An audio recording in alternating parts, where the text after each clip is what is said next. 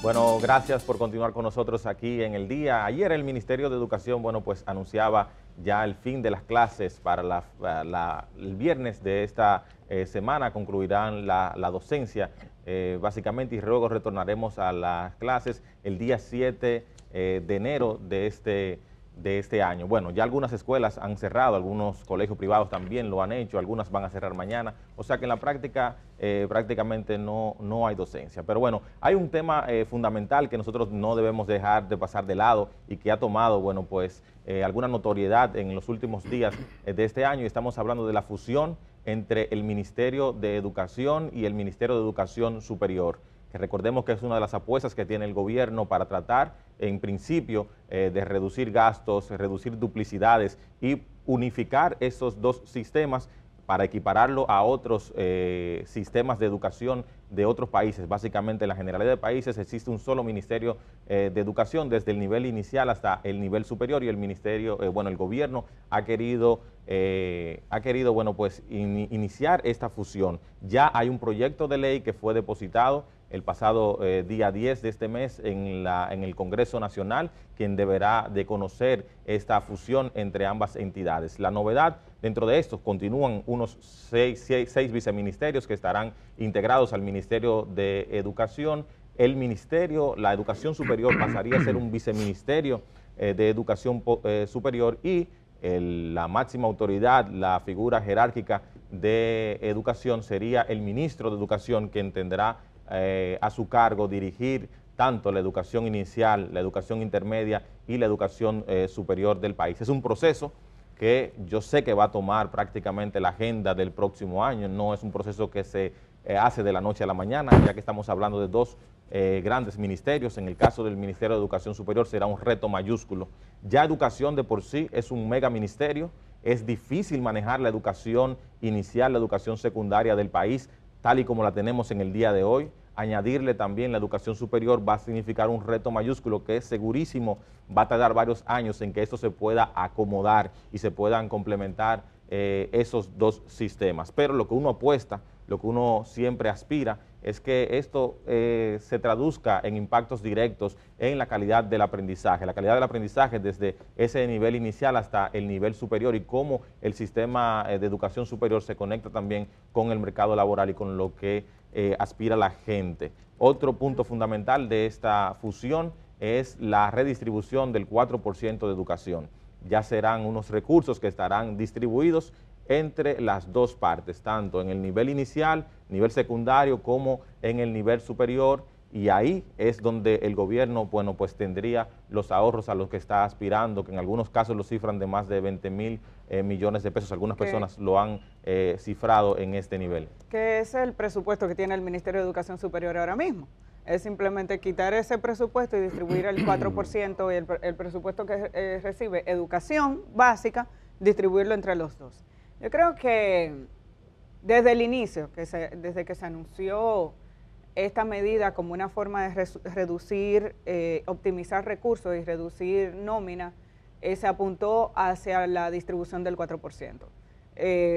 Nosotros tenemos serias deficiencias en el sistema educativo dominicano. Este país caminó de amarillo, casualmente, color que luzco en el día de hoy, para reclamar una mayor asignación del presupuesto nacional para fortalecer el sistema educativo, sobre todo básico e inicial, de los dominicanos y dominicanas, con miras a que pudiéramos ser más competitivos en el futuro, porque lo hemos dicho, en la educación inicial sobre todo, y la básica, está la base fundamental de cualquier profesional y de cualquier adulto que quiera desarrollarse en cualquier profesión, técnica o no, porque es ahí donde se desarrollan las capacidades motoras, donde usted adquiere la información básica que le va a poder permitir incluso interactuar en ambientes distintos.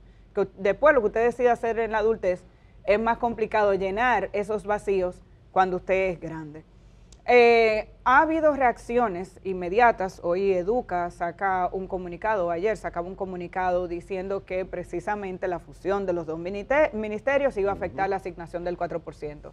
Y es que parece mentira, pero aquí al Ministerio de Educación en muchas ocasiones le sobra dinero no ejecutado del 4% del Producto Interno Bruto. Y no es que faltan lugares donde asignarlo, es que a veces la misma burocracia la misma planificación no cubre los fondos que se le asignan a educación. Por tanto, aunque se supone que lo tiene disponible, no necesariamente se gasta la cantidad de dinero que tiene el ministerio en sus arcas.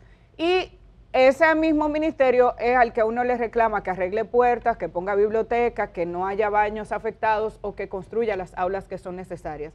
Ha habido una ineficiencia constante y permanente para cubrir las necesidades que tiene el sistema educativo que se supone deberían resolverse con la asignación de ese 4%. Ante esta realidad de un ministerio que le sobran recursos, no por falta de proyectos y propuestas ni de necesidades, sino porque la dinámica de la ejecución presupuestaria anual no le alcanza para gastar todo ese dinero, entonces se están fusionando los dos ministerios. Ese proyecto se ha paralizado en múltiples ocasiones, porque aquí se habló de esa fusión desde hace años.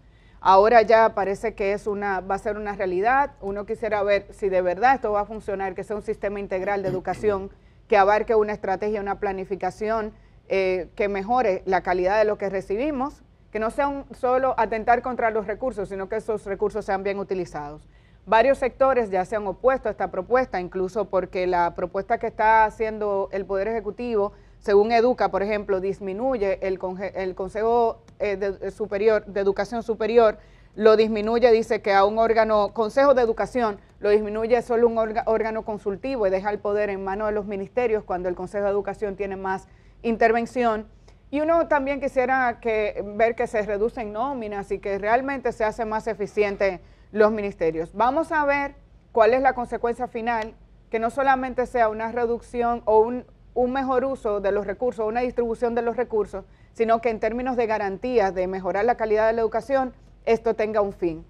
Llevamos varios años escuchando la propuesta, no se termina de ejecutar. Que participen en esta discusión todos los sectores que tienen que ver con la planificación de la educación, que son personas, en muchos casos, que tienen años haciendo estudios e investigaciones, pero según el comunicado de Educa, esa comisión consultiva solo ha sido convocada en una sola ocasión durante todo el año. Germán. Bueno, en lo personal, yo creo que, como dijo alguien que no es de mi simpatía, y usted lo sabe, no tengo que jurárselo a nadie, por lo perverso que fue ese señor, el de Navarrete, decía, para llamar a que lo reeligieran, que no se podía cambiar de caballo, los mayorcitos me acordarán de eso, no se debe cambiar de caballo cuando se está cruzando un río, porque los peligros son evidentes. En República Dominicana tenemos un problema serio de la calidad de la educación. Es cierto, y hay que reconocerlo, que el gobierno de Danilo Medina, los dos gobiernos, respetaron el 4%. Después cuestionar si había irregularidades, ¿verdad?, indelicadezas, ¿verdad?, en los concursos o en las obras, lo que usted quiera cuestione, pero se cumplió. Lo que le tocaba al presidente lo cumplió. Usted tiene que reconocer que durante los 5 años que lleva este gobierno, que lleva Abinader, ha respetado esa asignación del 4%, que a veces no se cumple cabalmente, es cierto, mala ejecución, lo que sea, pero en términos generales eso se está cumpliendo. La asignación de los recursos. La asignación del 4%.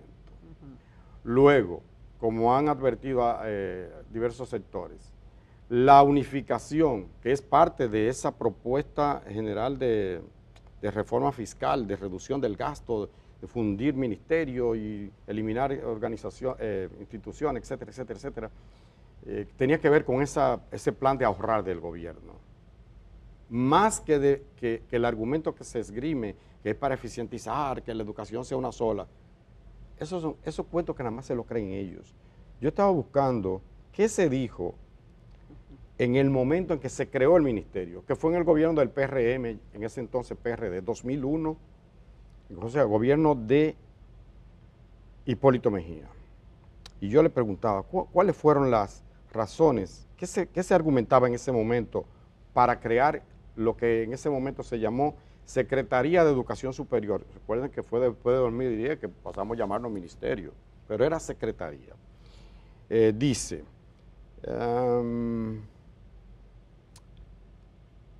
respeto a la autonomía universitaria, es uno de los elementos, que hay una naturaleza distinta de la educación superior. Probablemente algunos de los que están ahora gestionando que se unifique, fueron de los que escribieron esto, para que ustedes vean cómo la gente, no funciona, dice que la educación universitaria no funciona en la misma lógica que la básica y que la media. Eso es verdad.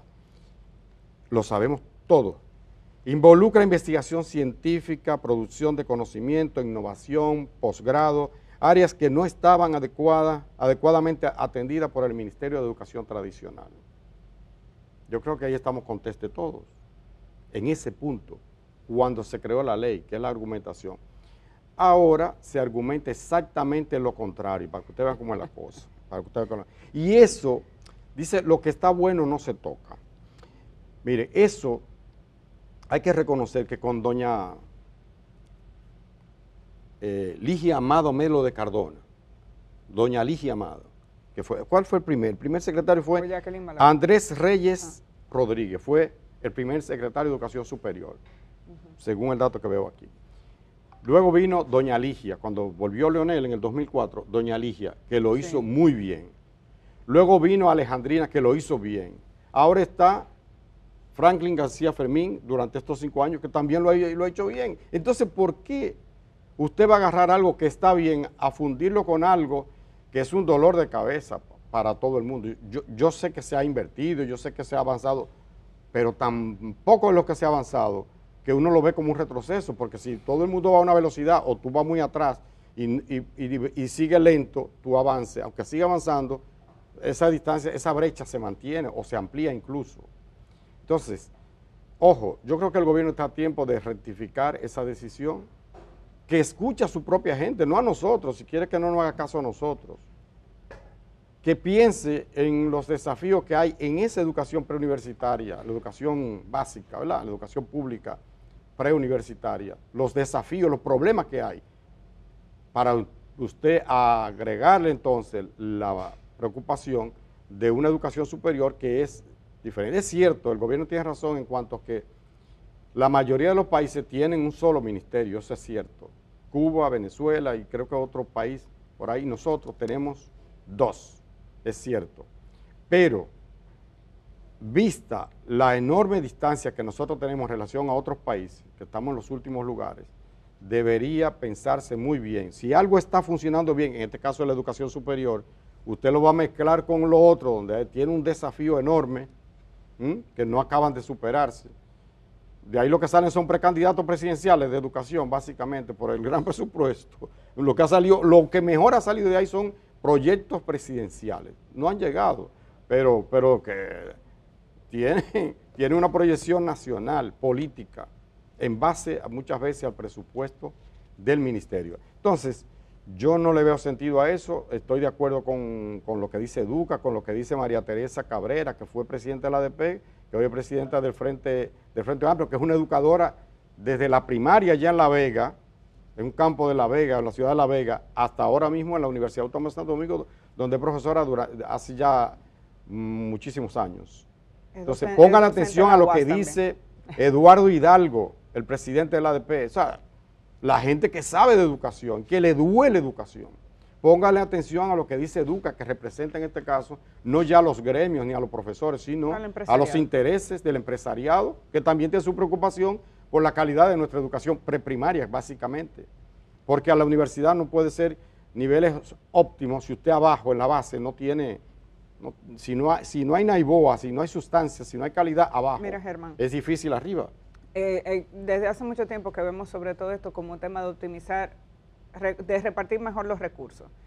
Es que hay otros argumentos que se sostienen poco y definitivamente hay una resistencia, sobre todo desde el Ministerio de Educación Superior, porque este proceso ha avanzado más lento. Mira que el de Hacienda, con Economía, Planificación y Desarrollo, se resolvió fácil porque Economía, Planificación y Desarrollo por mucho tiempo fue una subsecretaría del Ministerio de Hacienda, fue como reagrupar, volver, al final Planificación y Desarrollo hacía eso, planificar cosas que tenían mucho que ver con Hacienda y se hizo una fusión un poquito más rápida, más fácil, renuncia de funcionarios y se adaptó todo. Vamos a ver si eso al final trae como resultado mayor eficiencia, como se ha dicho, eso hay que esperar. Pero en educación superior ha habido una resistencia. Mira que García Fermín no se ha movido de su sitio. Vamos a ver qué significa eso. En el ámbito local e internacional, continuamos dando seguimiento a todo el tema de narcotráfico y lo que está haciendo Estados Unidos en la región. A nivel local, ayer el presidente Luis Abinader firmó el decreto que facilitaría la extradición de Estefany José Vázquez Amarante o Etienne a Puerto Rico. Es la persona que hasta ahora había sido esposo de una diputada de La Romana, que están en proceso de divorcio y que ha decidido de manera voluntaria irse hacia Puerto Rico para responder por unas acusaciones de tráfico de sustancias narcóticas. Vázquez Amarante, como dijimos, expareja de la diputada Jacqueline Fernández Brito, en un proceso que inició justo cuando se inició este proceso de investigación.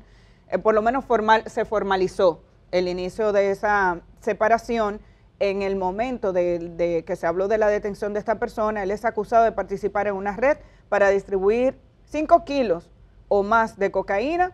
Eso es me imagino lo que se ha podido probar o incautar recientemente con fines de importación ilegal a territorio estadounidense en violación a las leyes estadounidenses. Mientras tanto, en esa supuesta lucha contra el narcotráfico, ayer el presidente de los Estados Unidos emitió una orden que me pareció es extraordinaria y que te demuestra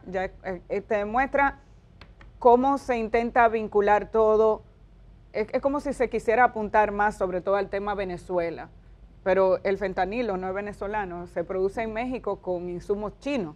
Ayer el presidente de los Estados Unidos emitió una orden departamental, un decreto donde declaraba el fentanilo como una arma de destrucción masiva.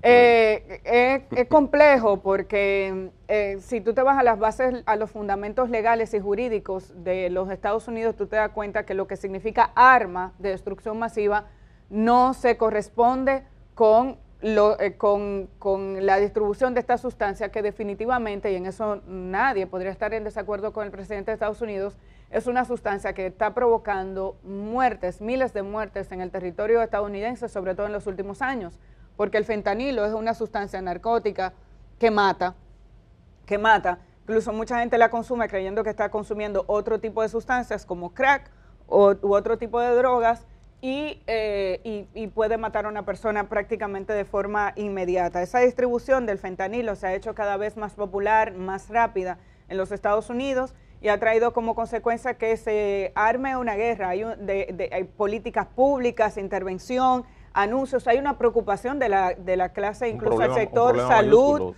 del sector salud. Pero ayer el presidente de Estados Unidos decidía que lo declaraba como arma de destrucción masiva en una de esas órdenes que usted ha visto que el presidente firma. Eso ha generado un debate interno porque, como dije anteriormente, la definición no se corresponde con lo que tradicionalmente se denomina arma de destrucción masiva, pero es una forma de vincular el fentanilo con el terrorismo. Sí. Porque ya el gobierno de Estados Unidos ha declarado varios cárteles de la droga como grupos terroristas y en consecuencia se supone que lo que ellos distribuyen, que mata a mucha gente, es considerado igual que si fuera un arma de guerra o un arma de fuego. Entonces, uno empieza a atar cabos y en este mismo contexto, uno de los, en el momento en el que Estados Unidos continúa desplegando naves en el Caribe y continúa bombardeando embarcaciones en nuestro territorio, en el Caribe o en zonas cercanas de Latinoamérica, en este caso incluso fue en el Pacífico, donde hubo bombardeo de 3 lanchas en el día de ayer, provocando la muerte de 8 personas, y tú dices, se está buscando una justificación para una intervención cuando tú ya dices, declaro grupos terroristas en Venezuela, cárteles, digo que las sustancias que se trafican son armas de destrucción masiva. ¿Alguien le acuerda a esto 2003 e Irak? Y agregarle también a esto la principal argumentación de la incautación del buque de petróleo, que también fue incautado recientemente este buque, con el argumento de que supuestamente estaba transportando petróleo que va a ser utilizado por entidades terroristas de Irán. También es la otra acotación que ha hecho los Estados Unidos. Y a propósito de esto, en el día de hoy está pautada una reunión en el Senado de los Estados Unidos donde deberá comparecer el secretario de Defensa, Pete Hegseth, también el Marcos Rubio también, que es el secretario de Estado de los Estados Unidos, el principal funcionario que tiene a su cargo la política exterior de este país, y cuál es la preocupación de los demócratas. Ya no es solamente preocupación de algunos países de aquí de la región, que algunos de los cuales han manifestado preocupación por la intervención y por el despliegue que tienen los Estados Unidos, sino también el Partido Demócrata. Los senadores demócratas están pidiendo que tanto el secretario de Guerra como el secretario de Estado expliquen cuál es el plan que tiene la administración Trump, cuál es el alcance de esas acciones que se están llevando en toda la región en contra de Venezuela. Ha habido intentos incluso de los legisladores demócratas de limitar el poder del presidente Donald Trump en cuanto a sus acciones en Venezuela, porque ellos han dicho de que el presidente Donald Trump no puede seguir dando pasos que apuntan a una posible intervención, a un conflicto bélico con Venezuela, incluso sin tener autorización del Congreso. Y eso ellos han querido limitarlo en cierta forma para que no haya decisiones unilaterales como las que han habido hasta ahora. Hasta el momento, esas negociaciones, esos argumentos no han prosperado en el Senado, en vista de que los republicanos tienen la mayoría de los senadores, 53 senadores, los demócratas apenas tienen 45 senadores, hay otros 2 que son independientes, y cualquier legislación o acción para limitar el poder que tiene, la toma de decisiones que está teniendo el presidente Donald Trump, bueno, pues no ha contado con la aprobación de la mayoría en el Senado de los Estados Unidos. Mira, yo creo, vamos a ver si producción puede poner las lanchas que fueron bombardeadas ayer, Stalin, que las enviabas tú más temprano. Vamos a ver si producción nos las puede colocar, porque se produjeron estas explosiones en el Pacífico de nuevo. Así mismo, es el Comando Sur de los Estados Unidos, se difundía esas imágenes que ustedes están viendo ahí en el Pacífico, o sea, horas antes de que tanto el secretario de Guerra como el secretario de Estado han sido convocados, la administración Trump, bueno, pues bombardea 3 lanchas, dejando también a todas las personas ahí fallecidas. Ahí ustedes están viendo las imágenes.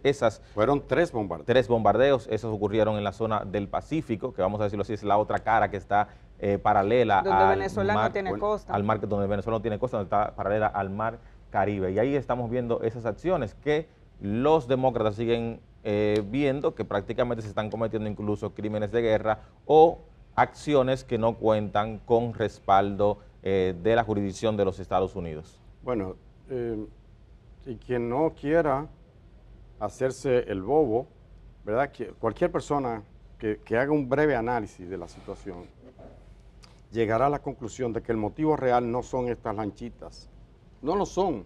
De hecho, el fentanilo, como tú decías, Amelia, no va de Venezuela, ni de Colombia, ni de Ecuador, ni de Bolivia. Esos 3 últimos que estoy hablando son los grandes productores, sobre todo Colombia, de cocaína, de la hoja de coca.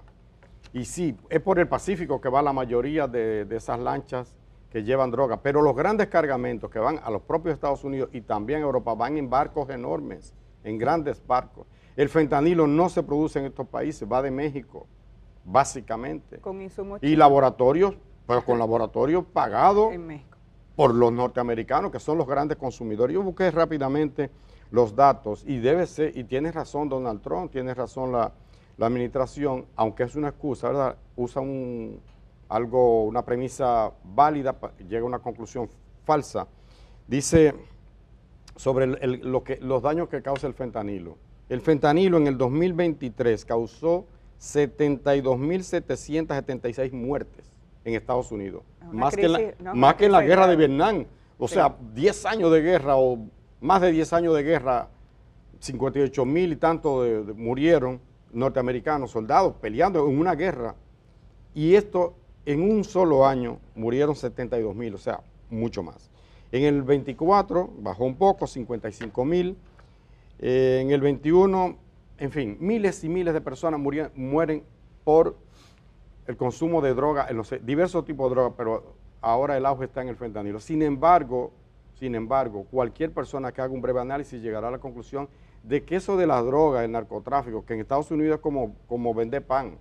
Vender armas y vender droga, eso es más fácil que vender tenis. Pero eso es solo una excusa para apropiarse de la riqueza, en este caso de Venezuela, del petróleo. Bueno, eso es todo, ahí se reduce todo. Claro. Recordemos que para invadir Irak dijeron que era que tenían armas de producción. Si de Colin Powell fue a no, Naciones Unidas y dijo... Armas de destrucción masiva. Armas de destrucción masiva. Enriquecimiento de uranio para... Exacto. Para, y después producir. los propios Estados Unidos dicen, ay, perdón, Era no mentira. había armas de destrucción masiva. Irak está destruido. Destruyeron Afganistán en contra de los talibanes para desplazar esa monstruosidad que los talibanes. Una mujer estuvo obligada a usar la burka. Y miren qué barbaridad, llevaremos la civilización, etcétera, etcétera, etcétera, etcétera. 3 billones de dólares gastados en 18 años de guerra y después le entregan el poder a los talibanes. Mismos. Acaban de destruir Siria, o miren Siria como está, y le entregan a uno en la lucha contra el terrorismo de Bashar al-Assad y no sé qué, y ahora le entregan el poder a uno que era buscado por ellos, que había una recompensa de más de 10 millones de dólares. Definitivamente. Por su cabeza. Entonces, es una hipocresía grande. Lo penoso es que nosotros estamos metidos en ese berenjenal, y lo penoso para mí, y hasta vergüenza me da, que el gobierno dominicano, el gobierno de un país que fue invadido 2 veces en el siglo pasado, militarmente, porque hay otra invasión que es cultural, que es económica, que es política, lo que usted quiera, pero militarmente, nosotros estemos apoyando todo ese montaje en contra de un país que no tiene problema con nosotros, porque Venezuela no es enemigo de nosotros, para nada, al contrario, con Chávez, con ese gobierno que no nos gusta o que no le gusta a mucha gente, ese gobierno ayudó a República Dominicana a través de Petrocaribe, en fin. Es una vergüenza y es una pena que nosotros estemos metidos en ese bloque, porque, repito, la intención es simplemente cogerse unos recursos cuando quizás negociando saldría más barato el asunto. Más barato por un tema de la cercanía que hay entre Estados Unidos y Venezuela. Definitivamente es un tema al que continuaremos dando seguimiento antes de irnos a la pausa, y como lo prometemos cada día, tenemos ahí los resultados del béisbol otoño-invernal de la República Dominicana. Un solo partido, el que se produjo anoche entre los Toros del Este y los Tigres del Licey, que parece que fueron dejados en el terreno. Un juego con poca producción de carreras. Una el Licey, 2 los Toros del Este. Vamos a ver la tabla de posiciones. ¿Cuánto fue el Licey? Una carrera a 2, pero perdieron. Perdió el Licey. Perdió. Entonces, las Águilas Ibaeñas continúan en la primera posición, seguidos de los Toros del Este. Qué linda se ve esa pizarra ahí. Se ve bella. ¡Qué bonito! 29 ganados, 13 perdidos, a 4 juegos los Toros del Este, que mantienen esa segunda posición sólida. A 10 juegos los Tigres del Licey, en la tercera, y en la cuarta los Leones del Escogido a 10 juegos y medio. En la quinta posición las Estrellas Orientales a 11 juegos y medio, y los Gigantes del Cibao se mantienen en el sótano a 12 juegos. La capital subió en estos días y se ha colocado en la tercera y cuarta posición, que son las que se necesitan para el round robin. Nos vamos a la pausa. De inmediato ya tenemos con nosotros en el estudio al economista Richard Medina, miembro del Comité Político del Partido de la Liberación Dominicana, con quien vamos a hablar de la situación económica nacional y ese proyecto de ley de presupuesto que se discute en el Congreso Nacional.